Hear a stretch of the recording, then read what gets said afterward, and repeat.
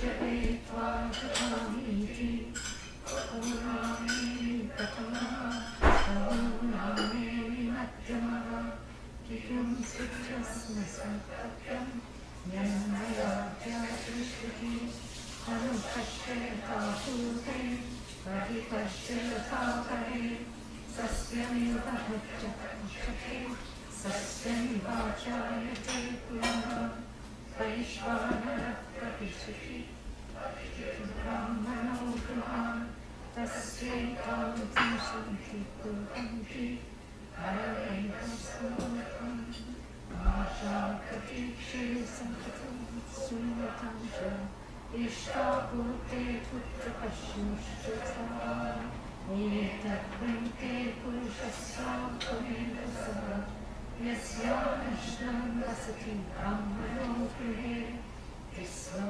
रात्रिरवासि अनश्नं ब्रह्मणानित्यस्य नमस्तेऽस्तु ब्रह्मस्वस्तिरस्तु तस्मात् प्रतीतिं परामरेश्वर शान्तसङ्कल्पस्वनायकास्य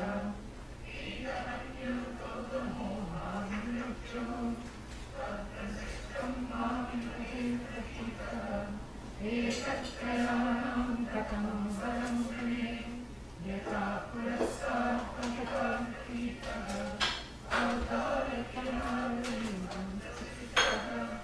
सुखं प्राप्तिशैताभ्युतं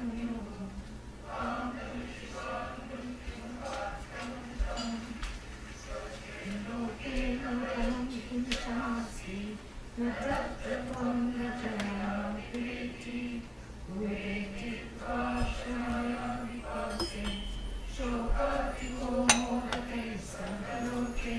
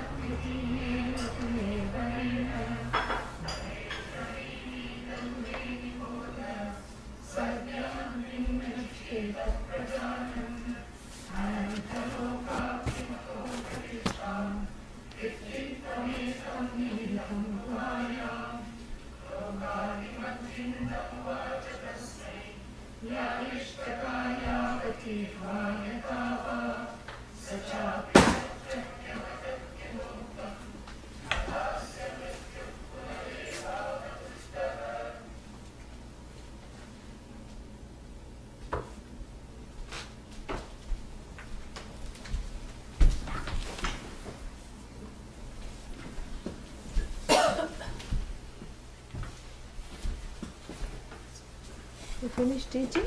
No, I started. No. Oh, good. Sri Rama.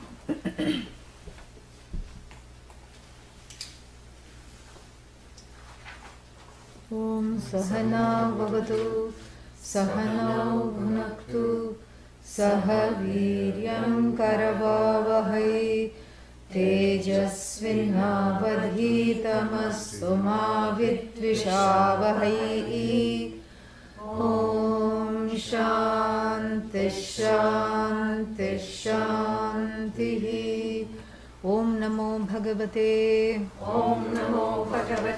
वैवस्वताय मृत्यवे ब्रह्म विद्याचार्याय नचिकेतसे च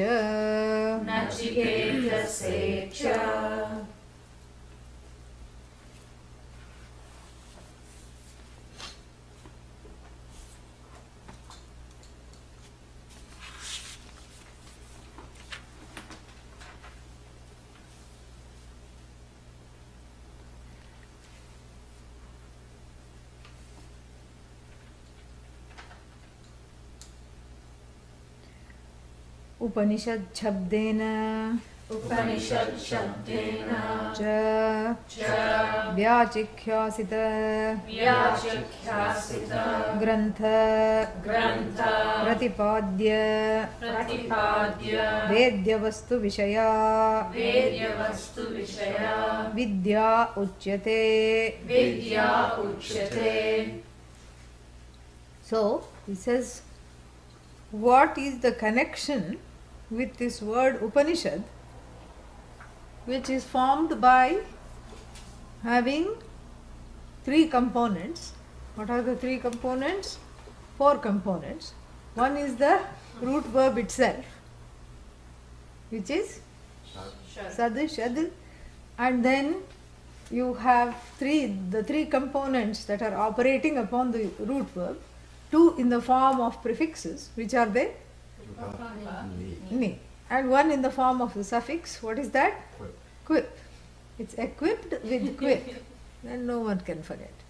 So then this word, which was whose derivation was just given, Upanishad Shabdena, by this word, what is there?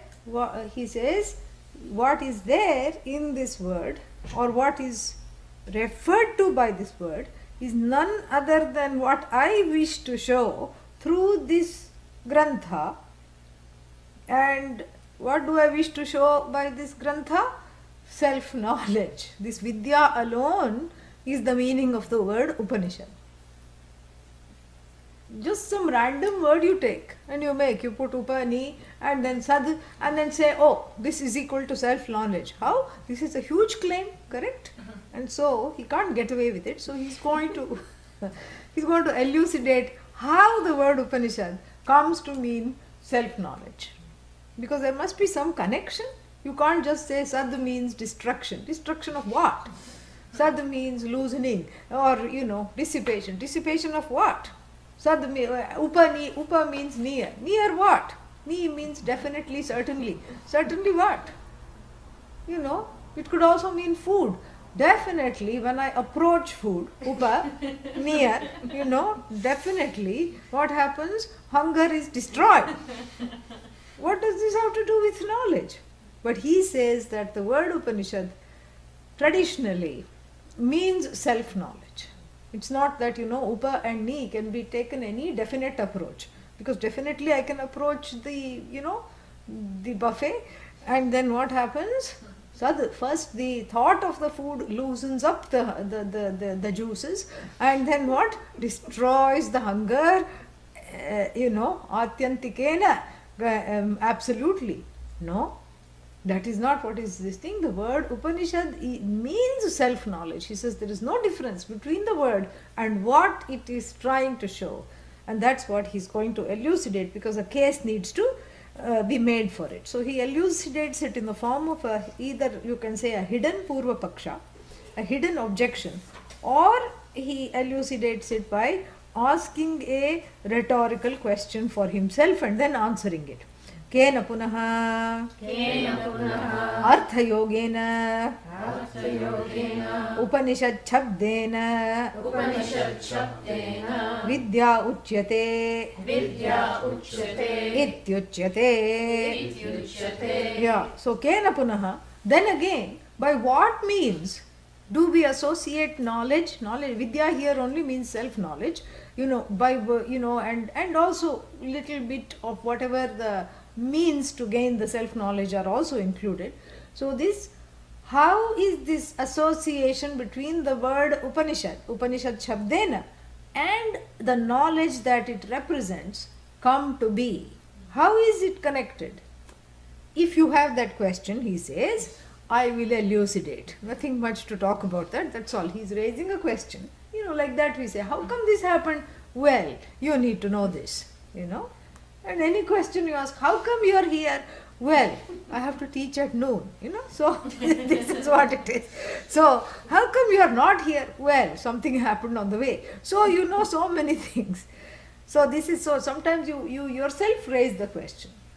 Like, oh, I wonder why that connection is. And if you are also wondering that, this is the answer. And he says, ये मुमुक्षवः ये मुमुक्षवः दृष्ट अनुश्राविक दृष्ट अनुश्राविक विषयवितृष्णाः सन्तः विषयवितृष्णाः सन्तः उपनिषच्छब्दवाच्याम् उपनिषच्छब्दवाच्यां वक्ष्यमाणलक्षणाम् वक्ष्यमाणलक्षणां विद्याम् विद्याम् उपसद्य उपसद्य उपगम्य उपगम्य तन्निष्ठतया तन्निष्ठतया निश्चयेन निश्चयेन शीलयन्ति शीलयन्ति तेषाम् तेषाम् अविद्यादेः अविद्यादेः संसारबीजस्य संसारबीजस्य विशरणाद् विशरणात् हिंसनाद् हिंसनात् हिंसनाद् हिंसनात् विनाशात् विनाशात् इत्यनेन इत्यनेन अर्थयोगेन अर्थयोगेन विद्या विद्या उपनिषद् इति उच्यते. उपनिषदिति उच्यते. And that was one sentence. So, he makes a very strong, very precise and a powerful case for this by saying those mumukshus. Who are these mumukshus? Those mumukshus. Huh? These mumukshus. Yeah. Same. Those mumukshus means the ones he is talking about who will be studying the Bhashya, who are studying the Upanishad. Who are they? Everyone here. So those mumukshus are these mumukshus. See, Mahavakya. And so those mumukshus means who are these mumukshus? He is going to elucidate what is a mumukshu. Drishta means with reference to Drishteshu means with reference to what is seen. Correct? And then Anushravikeshu with reference to what is heard. So what is seen? All the sights, everything. And what is heard? Don't say all the sounds. No. Whatever that is not seen is heard. Whatever cannot be seen, because the sight is Mula Pramana. Yeah. Don't say first what is what is seen, movie, with reference to movies, and what is heard, iTunes. Don't go like that. Means what is seen means whatever is experienced in this world. This is seen is upalakshana for what is experienced in this world. And everything that is, and sight here means everything that can be directly experienced. That is the metaphorical meaning of sight. Drishteshu with reference to all that can be directly experienced by what? By the sense organs. Yeah. And Anushravikeshu, what is then what is heard is what? What is the rest of it? What is it that you cannot see and directly experience? What cannot be objectified, which is the self. No, don't go that far yet. So, but you can hear it, you cannot see it. It is says Anushravikeshu, with that which is heard but not seen. What is heard but not seen? Don't say children. Yeah. Beyond the senses? Beyond the senses. What is kind of beyond the senses, but we are not talking of the self here. The favorite destination of all religions. Oh, the Shwarga? The tourist guide, the glossy tourist book. Yeah. Which says, go here. And you can be here, not you are here. You can be here. What if you follow this religion? Where is that? Heaven. How do you know it? Have you been there? Anyone has been there? Then how do you know it? It is Anushravika Vishaya. It is, I have heard of it. How? Because I was born in a Christian family. I was born in a, Hindu family that was heaven bound. Even Hindus have Swarga. You don't have to just do any effort to be born in a Christian family. Hindus have their own Swarga. Only thing is we don't say it's eternal. Yeah. You, the eternal one, desiring the non-eternal, they can go there. That's all. For a little while. So, Drishteshu, Vastushu. So, of all the objects and that are exemplified, objectified right here, right now. Drishta has an immediacy, an effect of immediacy, like what is available right here, right now.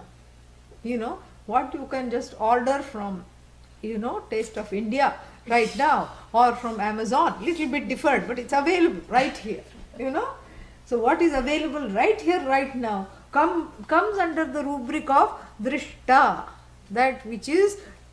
that has a sense of immediacy in it, meaning wherever it is in the world, especially with the technology that we have at the tips today, in the fingertips today, you can get things.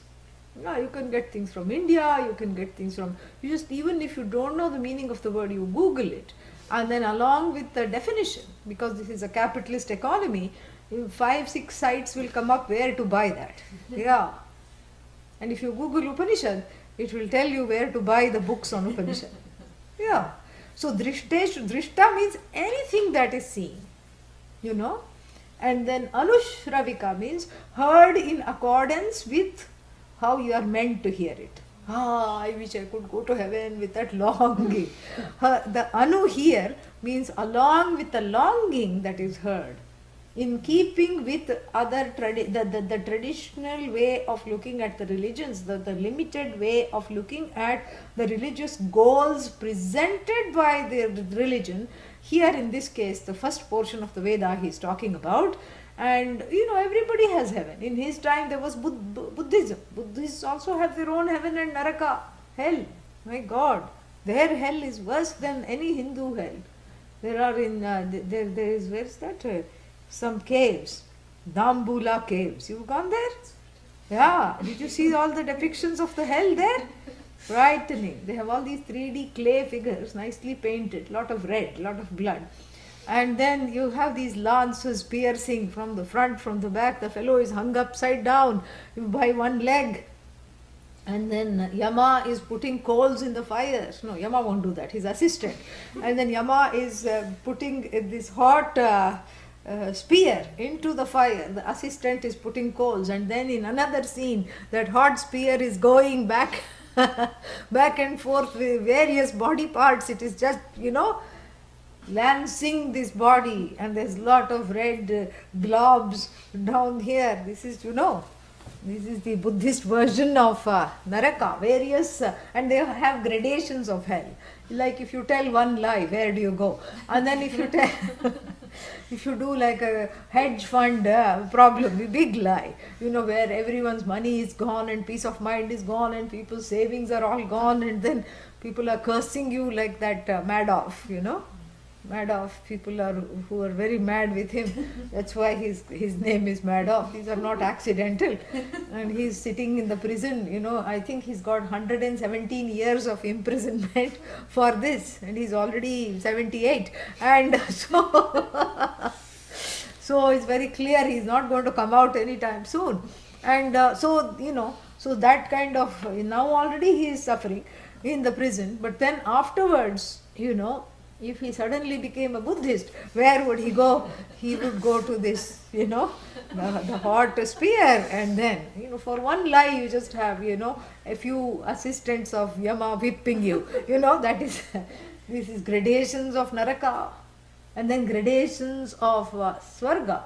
Swarga means that some kind of a, holiday elsewhere, where you don't have to, sweep up, you don't have to, cleaners come and clean up, shine up all surfaces. Food appears magically.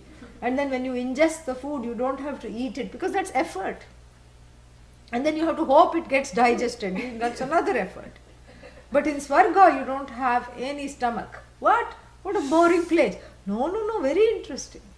Because no stomach means no stomach upset. Yeah. Don't ever have to go to the bathroom. Yeah. So that is, it's cheaper to build condos in Swarga, because you don't need attached or otherwise bathroom. No bathroom needed. Because no stomach upset. And how do you take the nourishment? You just sniff your way to heaven. So you don't have to do anything. Or the food will be cooked, and then it will just pass your room, and you go, just like the Devatas do, you say prana is swaha, apana is swaha, and they go, aha. That's what it is. Devaha paroksha priyaha. So when you offer the food, what do? You say swaha to all the 5 life forces, cosmic life forces, and finished. They are satisfied. That's why when you build a shrine, it doesn't have to have attached bathroom for Bhagavan, especially if he has to survive on your cooking. So this is a very good thing. So the Swarga is like that. And so Anushravikeshu means with reference to everything that is heard. This is what is heard because it cannot be directly experienced. That's why glossy brochures in the form of various religions come and knock on the door and say, if you follow us, you will go to this kind of heaven. And if you don't follow, you will go to that kind of hell. In both ways. Anushravika. And then what? If you follow us, this is the goal. And in fact, they will, rub out the non-eternal and just say, this is eternity. This is what you're longing for. The only catch is, you are looking for something which is not available here. You need a tour guide to elsewhere. And for that, we are famous. Why? Because we have taken so many jivas. We just don't have testimonials because they are unable to give it once they go there. But trust us. Yeah. This is called shady deal religions, where they present the eternal in a beautiful basket, attractive looking basket. And then the only problem is it's not available right here, right now. But if you want to have a consultation about how to come to heaven, we will sit with you. This is called, what is it called? Catechism, gospel, whatever it is, Why is it called gospel? Because you go under their spell. That is all it is. So, that's all it is. You go under the spell. And then there are stories, if you didn't do this, what happened? And we have our own versions. Why blame other religions? We have our own versions. Elephant gained moksha, and then you can also gain moksha. After all, you are better than an elephant. So we will teach you how to say Narayana, Narayana, and then you will gain moksha. And what is moksha? You just do cha-cha-cha or ta-thai with Rambha and Urvashi. You go to dance concerts and you are just there. You don't have core issues. You get along with everyone. It's like a cruise, like a cruise without any, viruses. Yeah. These days nobody wants to go on cruise. Yeah. Unless you want to invite Lord Yama, into your quarters. Nobody goes on cruise because 4,000 people, my God, somebody told me, 4,000 people. And what do you do? Well, there is 7 floors in this ship. I said, in the ship there are floors? I said, if one floor works properly, the bottommost one, we are happy because we don't want any contact with the ocean. No, there are 7 floors in this ship. 7 floors. What do they do? It's like a sky riser. Yes, it is like that. And then what do you do there? They're mostly cabins because everybody wants ocean view. So all around there will be cabins. What other view can you have, And then that also you get sick of if it's a 1 month cruise. And then what? Then in the middle there are all these halls with balls and malls and entertainment. And then the malls also come and go apparently because they don't show you everything that is there immediately. Because then what are they going to do for the other 28 days? 2 days if everything is over. So they keep certain things they don't sell. And they'll say, okay, this Middle Eastern extravaganza is going to open from 3 to 5 ship time because they don't know which country they are in. And then you please come and take, buy whatever you want. It's all about mercenary things. And then there's food from every culture. Then you go to all the restaurants, and there are enough number of restaurants that you don't exhaust in one day. And then what? And then you go to, in the evening you go get entertained. And then in between you can go and sleep in your room the size of a matchbox. And then, tiny cabin. Because the idea is you don't spend time there. You don't go to the cruise to sit in your cabin. That you go to sleep. That's all. And in between you just socialize with the other 3,999 people. And then you're just there. And then, you get sick. And of course you don't get along with the people this side and that side. And there are all these problems. This is the earthly cruise, the heavenly cruise, no sickness, no problems, only entertainment. It is just presented so well. Only problem is it's finite. That too is finite. We don't say we don't believe in heaven, because that's also a belief.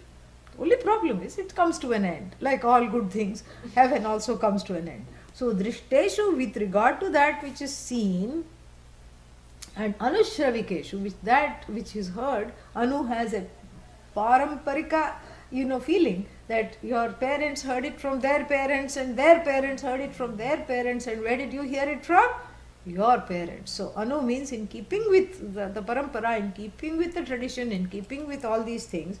So what about this? So with regard to everything that is heard, drishteshu, shravikeshu, Vishaya Vitrishna Santah. So this Upanishad is for the mumukshus who have developed Vitrishna. What is Trishna?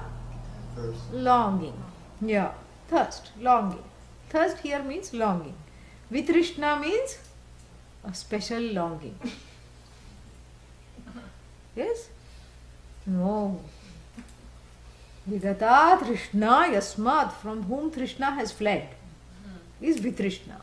Like Viraja. Viraja means from whom Rajas has fled. All Ragadveshas have fled. All restlessness has fled.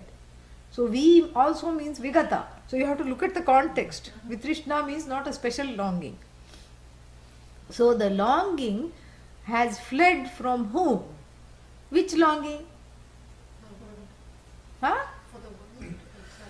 Just look here for what's here and what's hereafter. Don't forget what just was here. Okay, yeah. Don't make the the longing for freedom is dependent upon not having a longing with regard to that which is here and now and that which is hereafter. That is what is being said. Don't forget what just left. Because these Sanskrit words and compounds, by the time I explain, if you forget what just went, then we will be here. And we'll never get to what is after here. So, here means the next page. Yeah. After here means what's on the next page, or even next paragraph. So, just see the beauty of the language, even though you may not understand it. Just follow it. Drishteshu anushravikeshu vishayavitrishna santaha. So here, with reference to all that is seen and heard, which are the two traps, the seen which is right here and the heard which is hereafter, these are the two big traps for Trishna, for Vishaya Trishna, longing with regard to objects.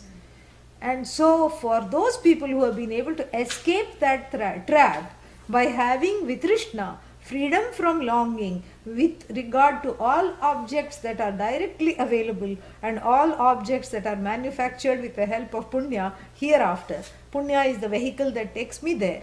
So the ones who are free of the longings, who are they? Mumukshus. And where are the mumukshus? Right here. So vitrishnaha santaha. So for those people who have become free of those longings with regard to everything that's been heard, everything that's been seen, and then what? Upanishad Shabda Vachyam Vakshyamana Lakshanam Vidyam. So, and having approached Upasadya, having approached Upagamya, having approached closely. Upa means near. Having approached closely. What have they approached closely? Vidyam, object of the word approached. What have they approached? The thing they approached should be in second case. What have they approached? Don't you have a copy of the Bhashya? Another book is there? No? There's one on the arm of the chair. But I don't think it doesn't have the have the Bhashya Bhashya. because we don't have transliterated. No, she can read Sanskrit. But we don't have there's this one. I will get this. Yeah, come. Yeah. Share. So, Drishta Anushravika Vishaya Vitrishnaha Santaha Upanishad Shabdavachyam Vakshyamana Lakshanam Vidyam Upasadya Upagamya. So here, these mumukshus who have gained a lot of vairagya. Vitrishna here is vairagya. And with reference to everything that is available here and hereafter, and have approached that which is referred to by the word Upanishad, Upanishad Shabda Vachyam. And what is that? Pakshamana Lakshanam. That which has the characteristics of that which is going to be said soon, not in the hereafter, in the next page or in the Upanishad itself. So, Tam Vidyam, Vakshamana Lakshanam, Tam Vidyam Upasadya, having approached that knowledge. What is that knowledge? That which is referred to by the word Upanishad, Upanishad Shabda Vajya, and that which is got the Lakshana, the characteristic of being elucidated here, meaning in this through the Kathopanishad. Vakshamana Lakshanam, these are the two things that qualify Vidyam. This knowledge having approached. Upasadya, Upagamya. Upa means near. So how do you approach the knowledge? You know? You go near the book. You go near the book and sit down. How do you approach the knowledge? You go to the teacher. So the upa here is, that's why he repeats it. Upasadya, upagamya. So the first upasadya is sad here to sit, to sit near the teacher. And upagamya has a kind of an internal approach in the sense of taking that U-turn, which this very Upanishad is going to talk about. To upa means what? Near. Near what? You can say near the teacher. Having approached the teacher, you sit near the teacher, which is in whom you invoke the knowledge. And because the knowledge cannot be learned from the book, he is going to say that later. So, in whom you invoke as the source of the knowledge, whom you invoke, you sit near the teacher. That is one upa, but it's repeated, it's explained, it's lengthened here. And the second time when he uses it, we have to see it as approaching the self. Because vitrishnaha santaha, withdrawing from that which is here and the hereafter. Where is the Trishna focus? The Trishna doesn't go away. Where is the Trishna directed to? What is right here, right now. So the Vitrishna which is spread out, the longing that is misdirected and projected on the universe and all things therein, and also beyond the universe, all things that wonderful Swarga, etc. that I have heard about. So everything that is seen and heard, that longing which was scattered among the objects of desire, is now, that longing is now, the floodlight of that longing has been directed at the desirer. This is the upa. Yeah. So in other words, even before coming to the teacher, before this upagamanam takes place, upasadanam, and upasadanam means what? I learn to abide in that longing without trying to fulfill it, and see that longing. I learn to inquire into that longing in which I appear to be abiding, rather than distracting myself by trying to fulfill that longing, which is like a Grand Canyon, by putting the band-aid of movies, band-aid of marriage, band-aid of children. Yeah, this is what it is. So there are two meanings for the word upa. One is coming and sitting near the teacher. Sometimes people take that meaning. It's not wrong. Even he says that you have to approach the knowledge, and when he says upa, reverentially, all that you have to bring in. You just you don't say, yo teacher, what you're doing today. Let's have a cup of tea and you can teach me what you know. That's not what is that's not what is done here. Yeah. And the reverence, the extent of the reverence comes from my own value for the knowledge. My own value, my own mumukshutvam. The greater the jignasu, the greater the extent of the knowledge. So if somebody does not have Shraddha, poor things, it's not their fault. Or if somebody has little Shraddha, that means what? The Shraddha that is directed towards the teacher. Shraddha means reverence. And Bhakti, directed towards the knowledge and the teacher, is just a reflection of the value for the knowledge within. So when there is Shraddha, Bhakti, humility, that means the desire to learn is kept fueled by the sticks of Shraddha, Bhakti, humility. And the sticks have to be kept dry. You can't have damp sticks in the fire, because instead of creating heat, it will create dampness, and we don't need more dampness. Already samsara is a damp thing, a moldy samsara. One is molded in samsara, pun intended.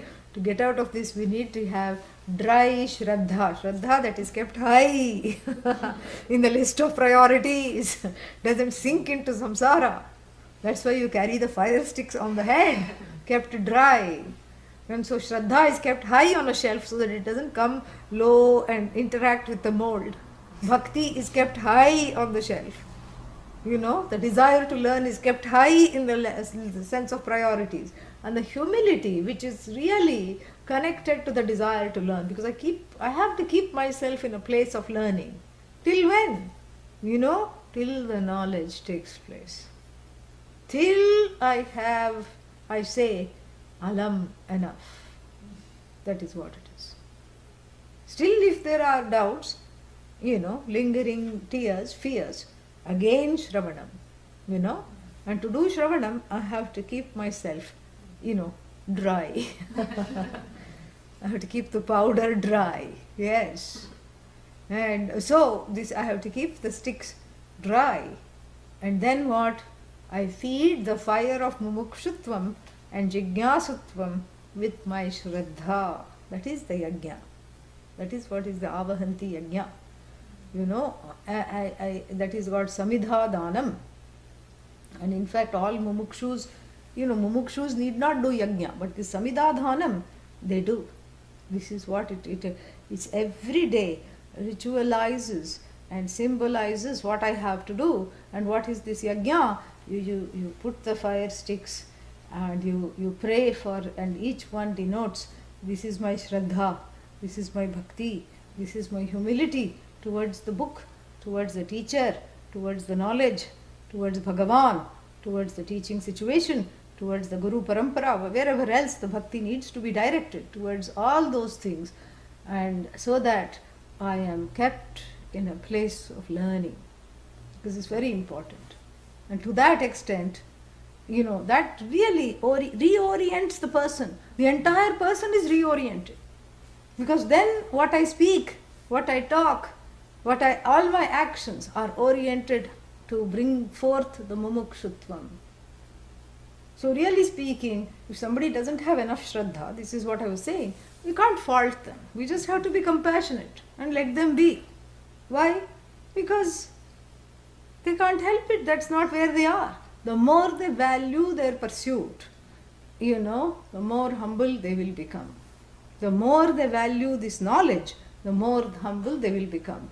The more they value the Guru, the teacher as the source of the knowledge, the more humble they become. The more they value everything, the more, in a place of learning they become. So Shraddha is cultivated. And this is what he says, that those mumukshus who are busy cultivating the Shraddha. And what does the cultivation of the Shraddha depend upon? It is directly connected to letting go of desires with reference to everything that is here and hereafter, and then focusing that longing. Of course, the longing won't go. The pursuit may drop. I may stop doing this, that and the other nonsensical pursuits drop. But what happens? The longing grows. Yeah. It groans. And, and so the longing, you have to find a place for this longing. You have to find a way to, address this longing. The longing is addressed as an impostor, as a thief that has come and colonized this self. And even if you don't know that much, The longing is centered on this I, not on the not I. At least that much you know. So you make a U-turn and put the light of enquiry. Shine the shine the light of enquiry where? Right where the longing is. Those are the two things which is in the makeup of the mumukshu. The fire of mumukshutvam is kept burning, and then that is when the two kinds of upagamanam, upasadanam can take place. One is the guru upasadanam, because I don't know and I find myself in a helpless and humble situation. I am ready to surrender to someone who knows the knowledge, and I am ready to surrender and learn from that. I keep myself in a learning situation, and for that, in order to be guided, I am willing to suspend my notions, shraddha, and trust. I trust this person, I trust this source of the knowledge. And how can you not trust? You yourself have picked the source of the knowledge, you know. Yeah, you yourself have picked. You know, the guru doesn't look and see who I will choose now. No, not you, other one. Yeah, you can't, you don't do that. Who goes to the teacher in the Upanishads? Lord Yama came after Nachiketa. No. So this is what it is. So therefore, this is how the Shraddha has to be developed. If there is a problem with Shraddha, you have to say, look, I chose this teacher. Yeah, it's just like the therapist. And the therapy works because you are paying from your pocket. That's the only reason it works. Yeah, because if you were not paying, you would fire the therapist immediately as soon as some transference took place. But since you are paying, and in fact, the therapy works to the extent that you are aware of your validation of the therapist. So the therapist validates you, no doubt. The therapist says, oh, I don't know how you are waking up in the morning, but if I had your life, I would be permanently under the covers. This is a validation. Correct? Yes. This is a validation of your struggles. The therapist has to do that. That's what he or she is paid for. And they do that very well, because the psychological problems are all because of invalidation. So here the therapist validates your choices and says, I don't know what I would have done. I mean, look, you described the 3 things that you are going through right now. Even if there was one thing like that, I would just not even be able to come out, put my head above the water. And here you are functional, you are holding a job, and you are raising children, and you are married, and you have a family, and all these things you are doing so well. And then you say, oh, maybe my life is not so bad after all. Correct? So the therapist has validated you. But the validation of the therapist, the extent to which it will work, is your validation of the therapist. Yeah. If you don't validate the therapist, the validation of the therapist will not work. So the validation of the therapist is incumbent upon your validation of that said therapist. Same thing in the teaching situation. You validate the guru, and that is Shraddha. And if you cannot validate the guru, you have to learn to cultivate that. Or change the guru, no problem. Yeah. Go to someone else. Don't make yourself miserable. Yeah. If you have issues with learning, please go elsewhere. Yeah. This, as much as you have learned here, will bless you. No problem. Go elsewhere. Don't put yourself through the ringer of having to sit and listen to somebody that you cannot trust. What a life. Already in life you cannot trust. Yeah. Either learn to trust, and if that is too much, try someone else. Oh, but the same problem will happen there also. Good that you know. Oh, all right, stay here and work on it. If you know that, then that is good to stay here and work on it. No, I think I should go somewhere else and try. Please. Yes. Go ahead. That's all you have to say. Because why put oneself through a misery of not sitting day after day, year after year, in front of a person who you have no trust for, and who you are always second guessing and always trying to put down? What is the point? You are miserable. And you came here not to be miserable. Yeah. So therefore what? So the same thing he says in Mundakopanishad also, that the teaching works for someone, Shraddha Bhakti Purastara Santah, Jignasus, who keep Shraddha and Bhakti in the front, and he is saying the same thing. So the first thing to do is to see what makes a mumukshu, how to cook up a mumukshu. This is the recipe for mumukshutvam. First thing, withdraw all the pursuing longings here. Suspend that. Put a stay order on fulfilling all the longings. Yeah. And then what? Then the longings will not go away, because once they are not fulfilled, they will rage and they will have a tantrum inside. Just look at them lovingly and say, oh, you are a lot of little entities here. Yeah, oh, you are also here. Oh, hadn't even seen you. Oh, pleased to meet you. Oh. So shine the light on them and say that I'm going to take care of each and every one of you. And try not to wag the finger when you say that. Say that with love and no judgment. This is not a judgment. You have spoilt my life, I'm going to take care of you. No. Just say it lovingly.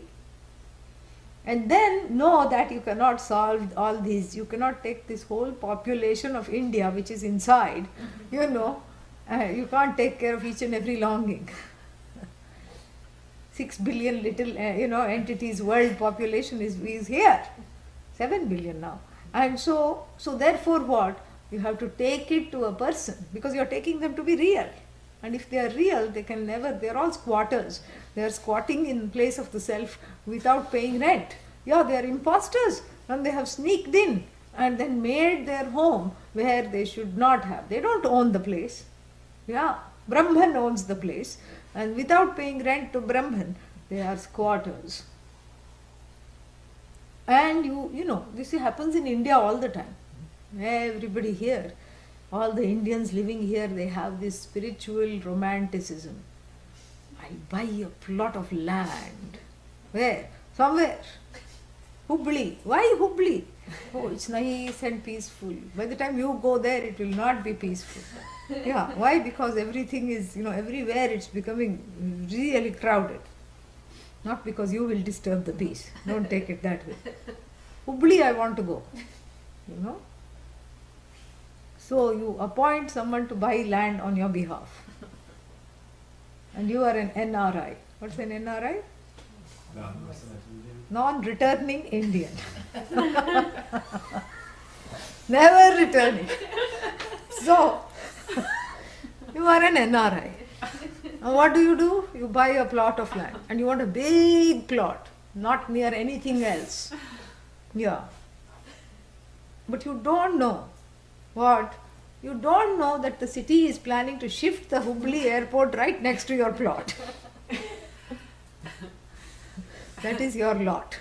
That's why it's called plot. Yeah. So the word lot is in there. Yeah. That's your lot. But you don't know that. So then when an new airport or big mall or something is going to build right next to your plot/lot, then what happens? Then the whole city comes there, because there are workers, construction workers, all these people, and they say empty plot. Ooh! And in India, occupancy is 9/10 of ownership. Yeah. And then you appoint one watchman to watch the plot. Because he has to come every day, and so that nobody is, squatting there, sitting down there illegally. Because you are not there to come and shoo all those people away.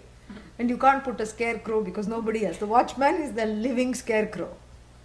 He is supposed to scare the living daylights of anybody who even looks at the plot with longing. Then what happens?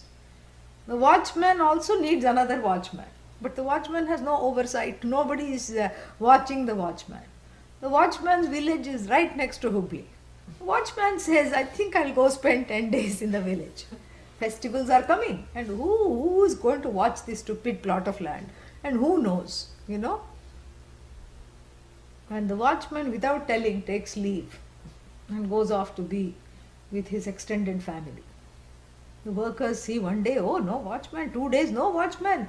And they ask around, and the watchman, he has told everybody that 10 days I'm gone. The workers say, this is the time. So first one innocent pole comes up, then 2 poles, 4 poles, and then a tarp on top of that, and pretty soon the whole family is cooking underneath that tarp. And then by this time, it's, your Shani Dasha of the NRI sitting here has started. The Shani has moved into an unfavorable position and has unleashed, a lifelong, several lives long litigation, expenses, all ingredients for instant vairagya. So you see, and then what? That the worker with one tarp calls all his extended family and her extended friends, and very soon you have the whole tenement in your big lot, And then what you have to do? Then you have to, the court. In India, the court is like the court's jester. It's just laughable. In India, if somebody says, I want to grow up and become an attorney, you quickly close their mouth in case anyone is listening. Nobody wants anyone to be an attorney. Because no job satisfaction. You're permanently in litigation. And you are just a glorified briber. You bribe the other attorney with the money that somebody gives you, your client gives you. Your own job, your only job is to take around briefcases that have money and give it to the other attorney and say, let's just forget about this. Because you can't really, the litigation process takes thousands of years. Yeah, there are cases pending from earlier lifetimes. Yeah. So therefore what? There is no hope of going legally like a good citizen. Even though after coming here, you are more in touch with dharma and you want to be a good citizen, but that hope is barred. So what do? You don't go to the bar because there is no point in going through it legally. Then you have to appoint someone who is extremely good with all these things. You don't ask them, what are you going to do? Please don't ask them that. Don't ask them, how are you going to accomplish this? Don't ask them that at all. He says, in 3 days, I'll have your land cleared, but you please dismiss that watchman or come and build something, otherwise I can't do this each time. It will cost you, quite a lot of money, because I have expenses. And so this is called the evictor. Not appointed by the court or the government, self-appointed. Evictor. Evictor of squatters. And in a way, that is what the teacher does. Yeah. You approach the teacher for getting evicted all these longings that have squatted illegally in this antahkarana. And the teacher, through the knowledge, free, without taking any money, gets this evicted for you. Oh, in 3 days? By the 18th of May, all these longings will be evicted? Depends on you. Depends on your Shraddha. If not in 3 days, definitely, that's why we have 3 years. Hopefully 3 years. Maybe by the time the 3 chapters of this Upanishad, who knows? Not long hence. Because you must not be feeding the ones that need to be evicted, you must not hide. If you hide them and give them a little corner of the plot to stay in, the eviction process will fail. So this is what the whole thing. So to be the mumukshu, what do you have to do? You have to first withdraw fulfilling the longings. You have to stay the longings. Stay with the longings. And then you find that you cannot stay with the longings, you would rather stay without the longings. So you bring all the longings. First you shine the light of love on the longings, and then you bring the longings to the teacher. Yeah, because that's what is not said here, but that's what it is. You bring all the longings. And how to bring the longings to the teacher? You long for the knowledge. The the force of all the longings are applied to the knowledge. You long for the knowledge so much. You unleash all the longings and direct them, channel them towards this knowledge. This is mumukshu, where the only longing is to be free of longings. That is moksha. The only longing is to be free of all longings. That is moksha. And so here, what is said is that this is the second thing. So first you sit with them and you understand that I have to look not to solve the longings, because the more I solve, the less they are resolved. I have to not solve the longings, but have to resolve it within myself. So you upa yourself first, and then you upa the teacher. Now you know Sanskrit, right? Yeah. Upa means approach. Yeah. Approach closely, without fear and with trust. That is what it is. So that is how it is. So this is how to cook up the mumukshu, the recipes, the ingredients for mumukshu recipe. And then what? Then that knowledge, which is characterized by everything that's going to be said about this, upasadhya, having approached that knowledge in the form of the teacher, and then that is, we are still unfolding the recipe. Then the next point in the recipe, tan nishthathaya nishthathayena sheelayanti. Sheelayanti, follow. Yeah. Sheelayanti, very interesting word. Follow. Follow means practice. Follow means, there is a kind of a sense of model. No difference between what they are seeking and what they are following. That is what it is. So even in their quest, they model what the Upanishad has to say. Who? These mumukshus. Ni stands for nishtha, ni stands for nishchaya, nishchayena. Ni stands for certainty, nishchaya. Ni stands for nishtha, nitaram sthitihi, abidance. So they abide in these teachings, in what the teacher has, the message that the teacher has to give. They learn to deeply abide in it, nishtataya, and what was the other one? Nishchayena, with again the shraddha, the certainty that this is going to free me. Yeah. So there is the certainty and there is the nishtha. Nishtha means the ability to abide more and more clearly, more and more deeply, more and more fully in the teaching, as the teaching. Nishtataya. Sheelayanti, practicing for a length of time. It's not like I drop into one class. Yeah. Can you make me a weekend Vedantin? Yeah. So, like there are certain classes you can take to become a Reiki master. I don't know how the ancient form of Reiki was practiced, but right now it is very shaky.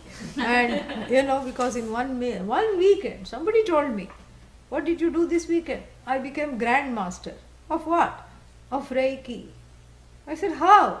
Well, you take some intensive courses, like the kind we have in the weekend, You gather at 7:30 and then you finish at 10, Saturday, Sunday. Afternoon also you have one class, like our retreats. And then what? You become a Grand Master of Reiki. This is not like that. The occasional exposure is just, it just may defog the ignorance. But then what happens is that the ignorance is not completely gone. It's been disrupted enough to see that, okay, there is something shining underneath, but it's not totally gone. But that you already know, that the ignorance is disrupted by really what you want. And the ignorance is constantly shaken up in sleep, because in sleep there is no anyatha grahanam, there is no effects of samsara in sleep. So you have enough breaks from ignorance and its broods even in the everyday life without the teaching, without the teacher. So then what is so special about this? The specialty about this is this nitaram sthitihi and nishtathaya. Means with being intellectually honest with myself, I learn to, expose myself to this knowledge with fervor. Nishtha is a fervor. I put myself in it fully. Because you're not doing the teacher a favor by coming and sitting in front of the teacher. You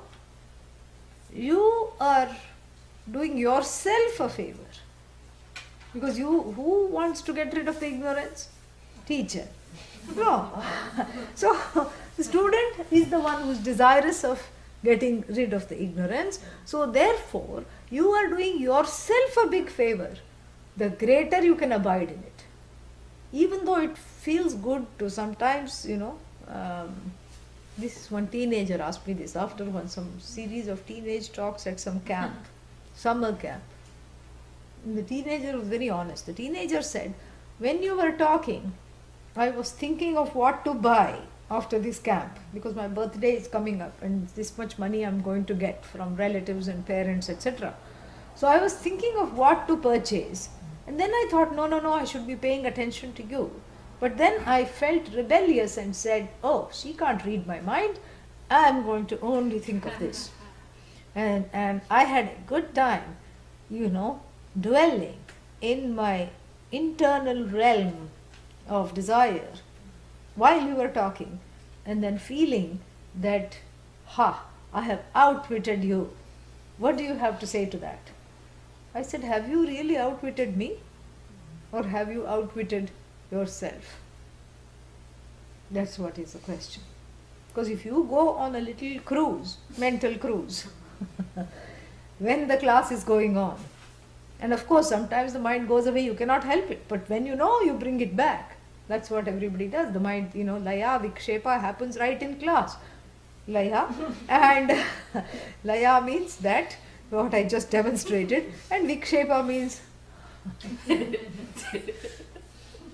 and in the beginning the person has no control over the facial muscles, so the person goes like that. And then the person becomes a little clever and the person learns to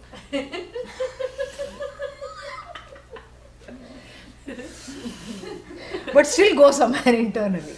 The shrota, the one who has the desire to listen, the listener becomes very clever, schools the face to be looking like, oh yeah. But still the teacher can make out.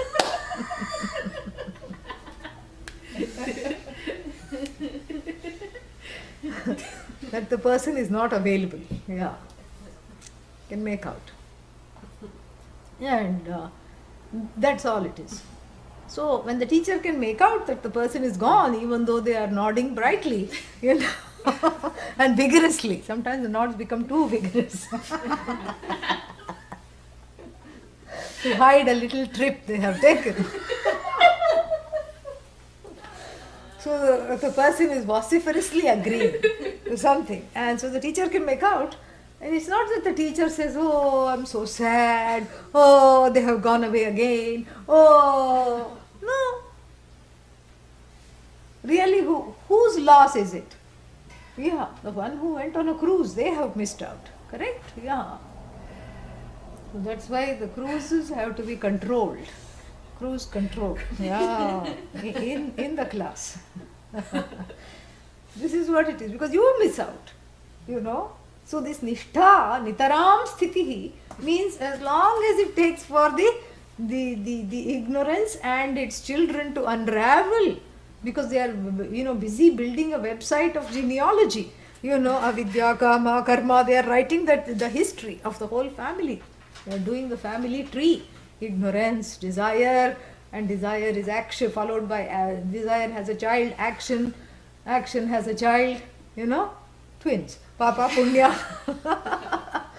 Yeah, and they have another child, Punarjanma, rebirth. So they are busy building a website of their ancestry. They feel they are here to stay.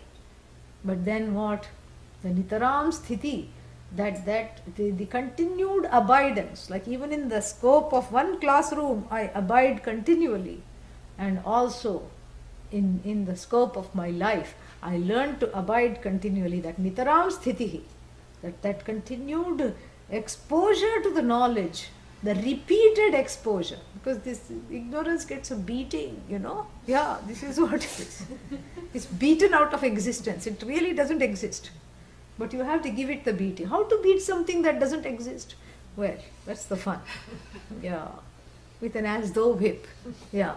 Called the teaching. That's all it is. And so this is what is called Pasha and Ankusha. That's why if you see Lord Ganesha, one hand Pasha represented by all the things that bind you in samsara, the noose. And the other one Ankusha, the goad to take you out of samsara. Everything is right there. So the Upanishad is that. Upanishad represents that which takes you out of samsara. So nitaram sthitihi, a continued exposure and abidance with shraddha, with attention, and then nishchayena, with trust. That's what it is. And the nishchaya is also a promise that if you do that nitaram sthiti, nishchayena, the ignorance will go away. When? After the break.